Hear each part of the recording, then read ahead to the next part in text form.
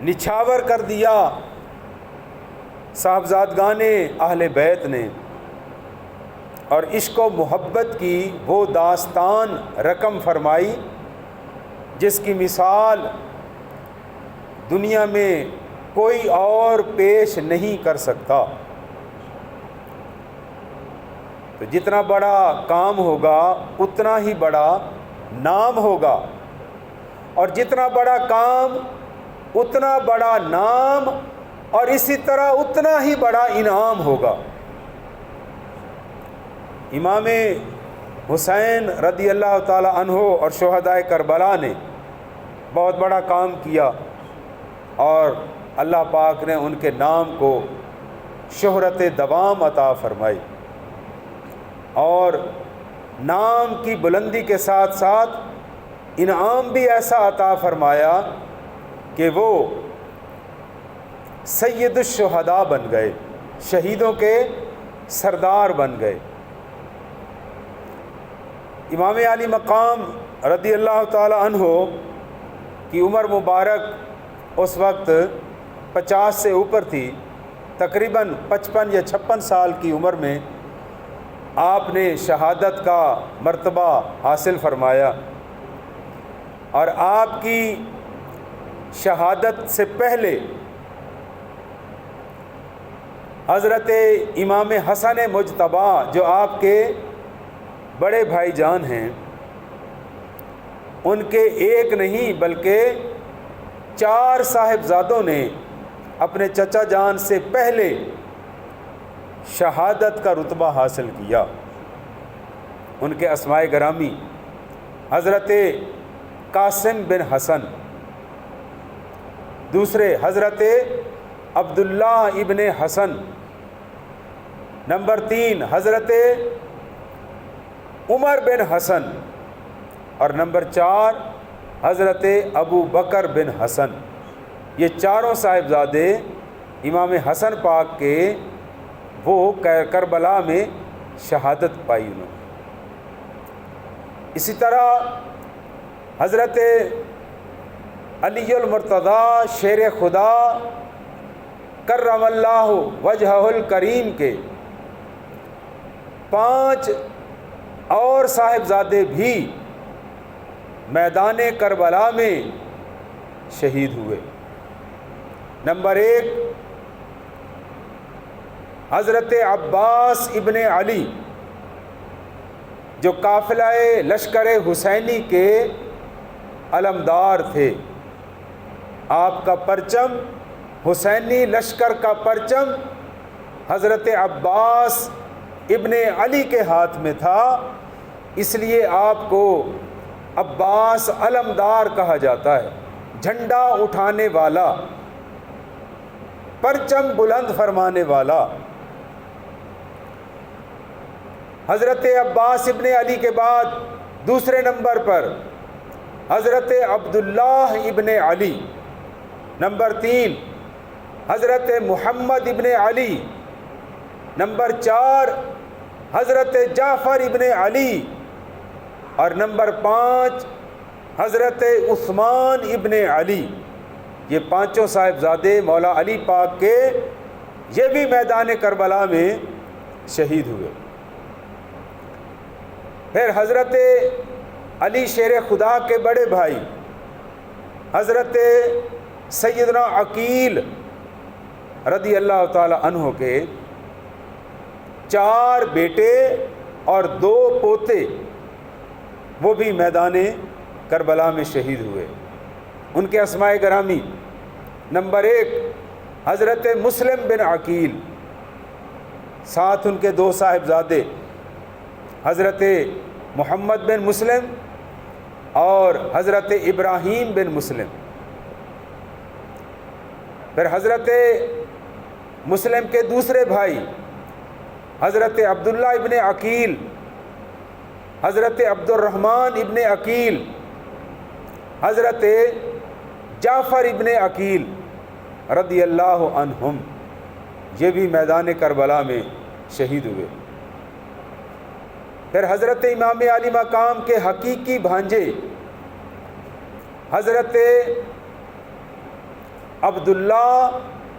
بن جعفر طیار کے 2 صاحبزادے حضرت be be زینب کے بیٹے اور امام علی مقام امام حسن اور امام حسین کے حقیقی بھانجے حضرت محمد اور حضرت عون یہ بھی میدان کربلا میں شہید ہوئے۔ حضرت مسلم اپنے 2 صاحبزادوں حضرت محمد اور حضرت ابراہیم کے ساتھ کربلا کے سانحے سے پہلے کوفہ شہر میں شہید ہو چکے تھے۔ اس طرح یہ خاندان اہل بیت کے مقدس شہداء کی تعداد 17 ہے جو دیگر شہدائے کربلا کے ساتھ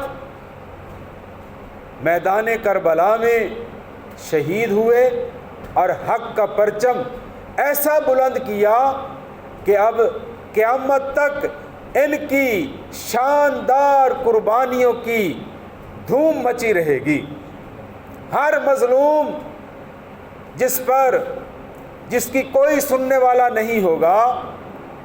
ہر مظلوم کی روحانی مدد اگر ہوگی تو اللہ کے فضل و کرم سے کربلا کے شہیدوں کی طرف سے ہوگی۔ جب کسی مظلوم پر ظلم ہوتا ہے اور کوئی اس کی سننے والا نہیں ہوتا تو وہ گھبرائے نہیں، اس کے سامنے کربلا کے حافظوں اور قاریوں اور شہیدوں کا اسوہ سامنے ہے کہ وہ سب کچھ اللہ کی راہ پر قربان کر کے اس آزمائش میں کامیاب ہو گئے۔ ہمیں بھی قربانی امام علی مقام سے یہ سبق ملتا ہے کہ اپنے نفس کی بات نہ مانے بلکہ اللہ اور اس کے پیارے محبوب علیہ السلام کا فرمان ہر وقت ہمارے پیش نظر رہنا چاہیے۔ قربانی کا مطلب ہی یہی ہے، جہاں پر آپ کی مرضی اور ہے اور اللہ اور اس کے محبوب کا فرمان اور ہے، اس وقت اپنی مرضی کو قربان کر دینا ہی اصل انسانیت ہے۔ اور جو اس آزمائش میں کامیاب ہوتے ہیں ان کو اللہ کی طرف سے کیا انعام ملتا ہے؟ اولئک علیہم صلوات من ربہم ورحمہ واولئک هم المہتدون۔ جو لوگ اللہ کی رضا پر اپنا تن من دھن سب کچھ قربان کر دیتے ہیں ان کو انعام یہ ملتا ہے، اولئک علیہم صلوات من ربہم ورحمہ۔ یہی وہ لوگ ہیں جن پر ان کے رب کی طرف سے صلات بھیجی جاتی ہے اور رحمت کا نزول ہوتا ہے۔ وَأُولَئِكَ هُمُ الْمُهْتَدُونَ، اور یہی لوگ ہیں جو ہدایت یافتہ ہیں۔ حضرات محترم، شہید اپنے خون سے حق اور سچ کی گواہی پیش کرتا ہے، اور یہ واقعی بہت بڑا مشکل مرحلہ ہے، بہت بڑی آزمائش ہے، لیکن پروردگار عالم کی اس آزمائش میں جو کامیاب ہو جاتے ہیں ان کو نئی زندگی دے دی جاتی ہے، اور وہ ایسی زندگی ہوتی ہے، بلکہ قرآن پاک میں ایک اور مقام پر تو یہ بھی فرمایا گیا کہ شہید کو قبر میں نہ صرف زندگی عطا کی جاتی ہے بلکہ اسے رزق بھی دیا جاتا ہے، اسے رزق بھی عطا فرمایا جاتا ہے، اور اس رزق کی کیفیت کیا ہے وہ اللہ ہی بہتر جانتا ہے کہ وہ اپنے شہیدوں کو کون سا رزق عطا فرماتا ہے۔ شہید کی بہت بڑی عزت اور وقار ہے اللہ اور اس کے محبوب کی نظر میں کیونکہ اس کے خون کا پہلا قطرہ زمین پر بعد میں گرتا ہے، اسے پہلے جلوہ خدا نظر آ جاتا ہے، مالک حقیقی اسے اپنا دیدار عطا فرما دیتے ہیں۔ یہی وجہ ہے کہ مشکات شریف کی حدیث پاک میں شہید جب جنت میں پہنچتا ہے اسے فرمایا جاتا ہے کہ ان جنتوں کی سیر کر لو، کیا تم جنت میں پہنچ کر کسی اور شے کی بھی حاجت رکھتے ہو؟ تو شہید اس وقت بھی یہی کہتا ہے، یا اللہ میں نے تیری جنت کا نظارہ تو کر لیا ہے، پر میری خواہش یہ ہے میں دوبارہ زمین پر جاؤں، میں دوبارہ جہاد کروں اور تیری راہ میں میں قتل کیا جاؤں، پھر زندہ کیا جاؤں، پھر تیری بارگاہ میں قتل کیا جاؤں، اسی طرح بار بار مجھے زندہ کیا جاتا رہے اور میں ہر مرتبہ اپنی جان کا نذرانہ تیرے نام پر پیش کرتا جاؤں۔ کیوں کہ جب شہید کی روح پرواز کرتی ہے تو اسے اللہ تعالیٰ کا دیدار نصیب ہو جاتا ہے، اور جنت میں بے شمار نعمتیں موجود ہیں، پر وہ ساری نعمتیں ایک طرف اور جلوہ خدا بندی وہ سب سے اعلیٰ شان والا ہے۔ شہید کا جسم تر و تازہ رہتا ہے، قبر میں شہید کا جسم تر و تازہ رہتا ہے، اور وہ قیامت والے دن جب اٹھے گا تو اپنے انہی خون آلود لباس کے ساتھ ہی اٹھایا جائے گا۔ وہ زخم اور وہ خون کے قطرے وہ اس بات کی مجمع حشر میں گواہی ہوگی کہ یہ وہ مقدس گروہ ہے جنہوں نے اللہ کے نام پر اپنا سب کچھ قربان کر دیا۔ اس لیے حضرات حسنین کریمین، حضرت امام حسن پاک بھی وہ بھی شہادت کے رتبے پر فائز ہوئے، اور امام حسین رضی اللہ تعالی عنہ آپ سرکار بھی، آپ تو پھر سید الشہداء ہیں، اور آپ کے ساتھیوں نے وفا اور ثابت قدمی کی بھی ایک مثال قائم کر دی۔ ایسے دوست اور ایسے محبت کرنے والے مخلص ہر ایک کو نصیب نہیں ہوتے۔ ہم دنیا میں بے شمار لوگوں کو اپنا دوست سمجھتے ہیں، اور لیکن ہماری دوستی کا معیار کچھ اور ہے۔ کاش ہم دوسروں سے کوئی ایسا دوست تو بنا لیں جس کی دوستی میں ہماری نیت یہ ہو کہ یہ اللہ کا پیارا بندہ ہے اس لیے میں اس کو دوست بنا رہا ہوں۔ لیکن ہماری دوستی تو مختلف ہوتی ہے، جس کے پاس پیسہ زیادہ ہو، اچھی گاڑی ہو، اچھا منصب عہدہ ہو، اور ہمارا ذہن یہ ہوتا ہے کہ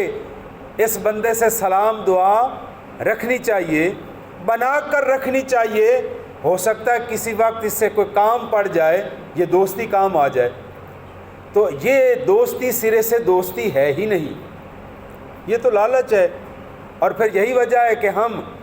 لوگوں کے سامنے پھر پہلے دوست بناتے ہیں، لوگوں کے سامنے دوستی کا دم بھرتے ہیں، فلاں بندہ بھی میرا دوست ہے، فلاں بھی دوست ہے، فلاں سے بھی میری سلام دعا ہے، لیکن ایک وقت ایسا آتا ہے کہ اسی زبان سے ہم ان دوستوں کا گلہ کر رہے ہوتے ہیں،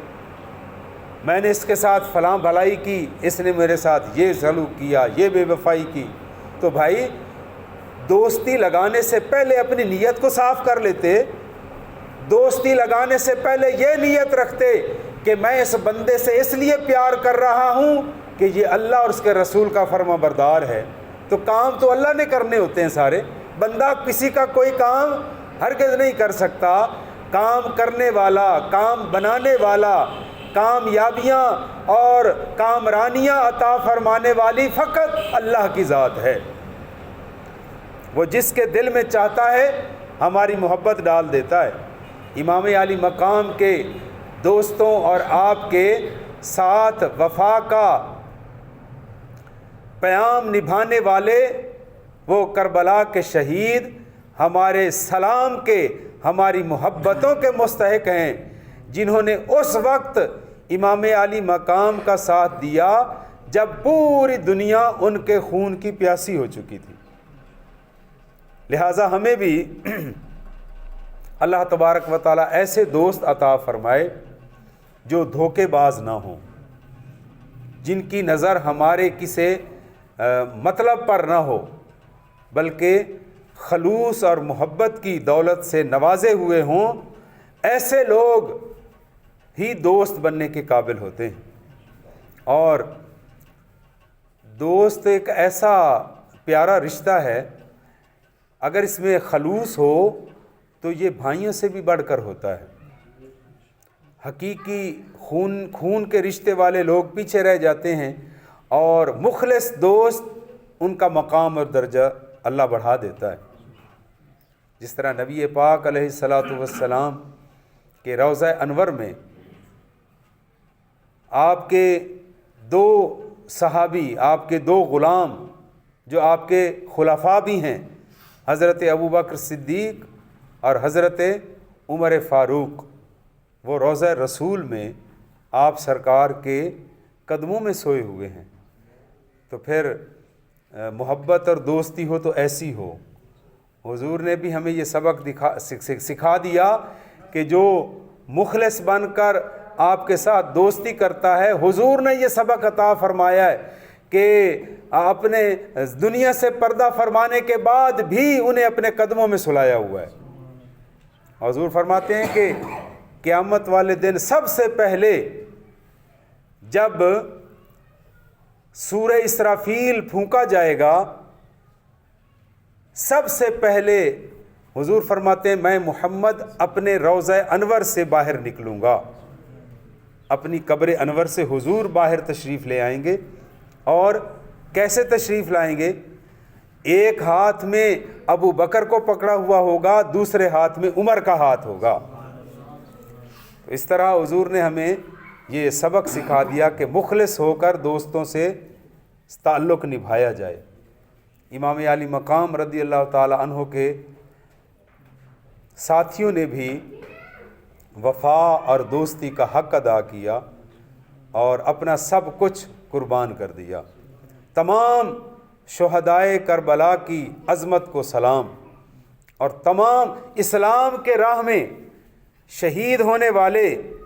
تمام شہداء کی عظمت کو ہم سلام کرتے رہیں، سلام کرتے رہیں گے تو اللہ پاک ہمیں ہماری عزتوں میں بھی اضافہ فرما دے گا۔ اللہ تبارک و تعالیٰ کی بارگاہ میں دعا ہے، پروردگار عالم ہم سب کو اپنی خواہشات کی قربانی دینے کی اللہ ہمیں توفیق عطا فرمائے۔ جب ہم امام حضرات حسنین کریمین سے اپنی محبت کا دم بھرتے ہیں، ہم دعویٰ کرتے ہیں کہ ہمیں ان پاک ہستیوں سے محبت ہے، ان کے گلے پر چلنے والی چھریوں کا بھی ذکر کرتے ہیں، خنجر کا بھی ذکر کرتے ہیں، ان کے مقدس خون کا بھی ذکر کرتے ہیں، ان کی شجاعت اور بہادری کا جب ذکر کرتے ہیں، اور جب اپنی باری آتی ہے تو اپنی مرضی اور اپنے نفس کی ایک خواہش کو بھی قربان نہیں کرتے، تو پھر ہم بھی تو امام علی مقام سے جھوٹی محبت کا دعویٰ کرتے ہیں نا۔ سچی محبت کرنے والا وہ ہے جو اپنے نفس کو اللہ کی راہ پر قربان کر دیتا ہے۔ اللہ تبارک و تعالی ہمیں یہ شوق و ذوق اور جذبہ عطا فرمائے کہ ہم اچھے اخلاق سے اپنے آپ کو مزین کریں، اور اچھے اخلاق میں سب سے پہلی بات وہ عبادت ہے۔ جو بندہ اللہ کا عبادت گزار ہے، حضرت شہدائے کربلا سے بھی ہمیں یہی سبق ملتا ہے کہ ان پر 3 دن پانی بند رہا، لیکن وضو کے لیے پانی میسر نہیں تھا، پر کربلا کے تپتے ہوئے صحرا پر ریت پر تیمم کر کے بھی نمازیں پڑھتے رہے۔ حضرت علی اکبر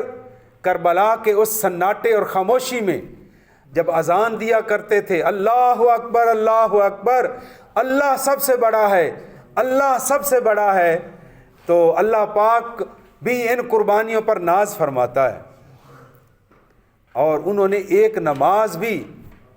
قضا نہیں ہونے دی۔ تو ہم ان کے ماننے والے ہیں، ان کے نام لیوا ہیں،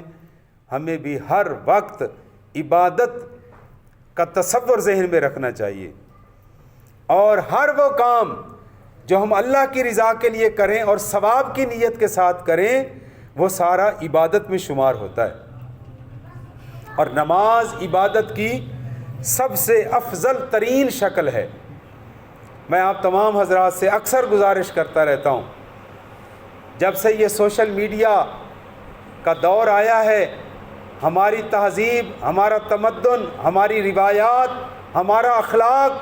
بدلتا جا رہا ہے۔ اپنی نوجوان نسل کو بچائیے، اور صبح سویرے گھر کے بڑے کا یہ فرض ہے کہ وہ فجر کی اذان سنتے ہی سب کو نماز کے لیے اٹھائے،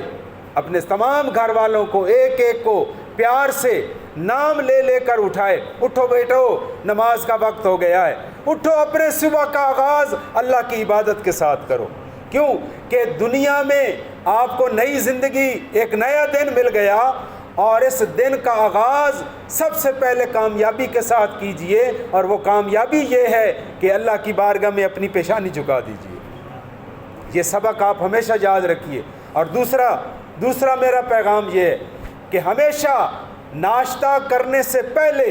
اپنے اوپر یہ لاگو کر لیں کہ جب تک میں قرآن پاک کا دیدار نہیں کروں گا، ناشتہ نہیں کروں گا۔ پہلے اپنی آنکھوں سے قرآن پاک کا دیدار کریں، پہلے اپنی روح کو تلاوت کلام پاک کی غذا مہیا کریں، پھر اپنے پیٹ کو جو غذا دو گے تمہارے اندر طاقت پیدا ہو جائے گی، جسمانی طاقت بھی اور روحانی طاقت بھی پیدا ہو جائے گی۔ اللہ تبارک و تعالی میری ان گزارشات کو آپ حضرات یاد رکھنے کی، ہم سب کو یاد رکھنے کی توفیق عطا فرمائے۔ وما علینا